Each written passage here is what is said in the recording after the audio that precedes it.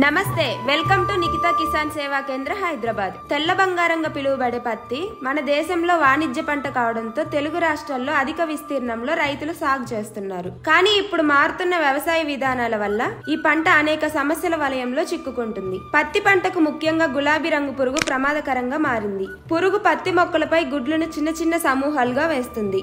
దీన్ని గుడ్డు దశ 4 నుండి 20 రోజుల మధ్య ఉంటుంది. అప్పుడే మన నిఖితా ఆయిల్స్ అయిన అమృత్, షైన్, పవర్, గ్రోవెల్ 160 లీటర్ల నుండి 180 లీటర్ల నీటితో కలిపి పంటలపై స్ప్రే చేయాలి. అలానే గుడ్డు దశ నుంచి పురుగు దశలోకి మారే అవకాశాలు ఉంటాయి. ఈ పురుగు గుడ్ల నుండి వెలువడిన వెంటనే చిన్న లార్వాలు పుష్పాలు లేదా కాయలపైన సన్నని రంధ్రాలు చేసి లోపలికి ప్రవేశించి లేత మొగ్గలను ఆశించి ఎదిగే పువ్వుల్లోని మరియు కాయల్లోని పదార్థాలను తినడం వల్ల అది గుడ్డి పత్తికి దారి తీసి పంటను నాశనం చేస్తుంది. ఈ పురుగు దశ అనేది 7 నుండి 10 రోజుల వరకు ఉంటుంది. ఇప్పుడు నిఖితా ఆయిల్స్ అయిన ఫ్లేమ్ మరియు డాన్ ని కూడా 120 లీటర్ల నీటితో కలిపి స్ప్రే చేయాలి. అప్పుడు గులాబీ రంగు పురుగును అరికట్టి పంటను కాపాడుకోవచ్చు.